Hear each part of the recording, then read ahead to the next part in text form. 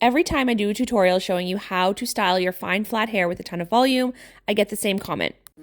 Oh, after an hour, your hair is just going to fall flat again and you're not going to have any more volume.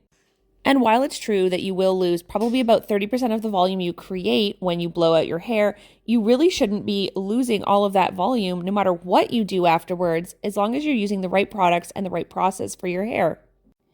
Here's another video of me showing you how I find that I get the best volume in my hair. I use a volumizing mousse. I go in with my heat protection and thickening spray. I rough dry my hair without brushing it until it is about 80 to 90% dry. And then I go in with my round brush blow dryer to really stretch out and create a lot of volume in my hair.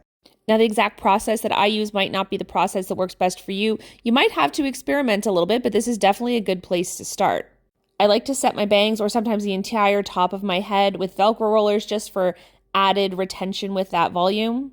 You can see now that I have changed because I am going to a dance class tonight, and because I'm going to be going to a dance class tonight, I am going with a dry volumizing powder. This is definitely not something I always do, but this is going to help to absorb any sweat and oil that's produced while I work out and really just help to maximize the amount of volume.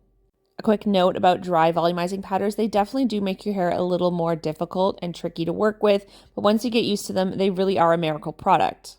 So here we are. I did an hour of a very sweaty dance class, and then I went out for cocktails and a movie, and this is how my hair looked at the end of the night. Several hours later, I slept on it, got up, tossed in a bit of dry shampoo, and this is how it looked the next day. So I definitely did not lose all that volume.